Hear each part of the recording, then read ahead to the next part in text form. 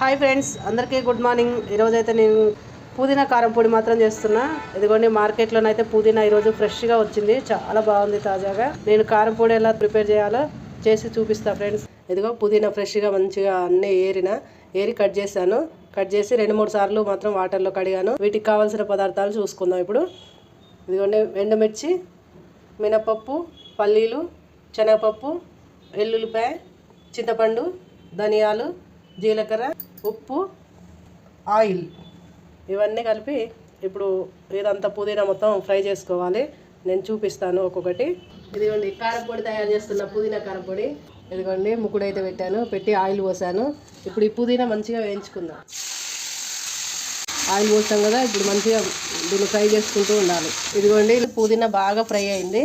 ఇందులో కొద్దిగా ఆయిల్, శనగపప్పు, మినపప్పు, పల్లీలు మంచి కలర్ వచ్చేంత వరకు వేయించుకోవాలి పప్పులు. ఇదిగో బాగా ఫ్రై అయిపోయినాయి. ఇప్పుడు కొద్దిగా ధనియాలు, కొద్దిగా జీలకర్ర, వెల్లిపాయలు కొన్ని.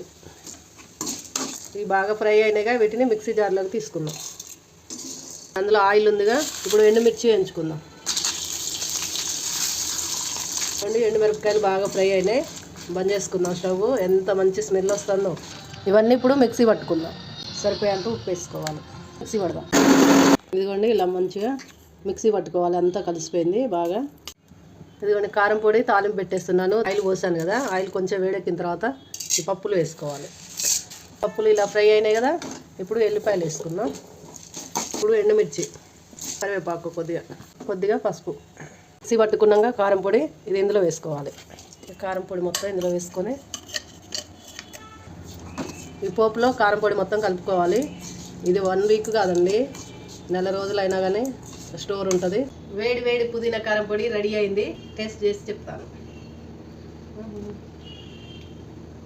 సూపర్గా ఉంది. ఉప్పు కారం అన్నీ పర్ఫెక్ట్గా సరిపోయింది, చాలా బాగుంది. వేడి వేడి అన్నము, ఇదిగోండి పోపు పెట్టిన కారం పొడి.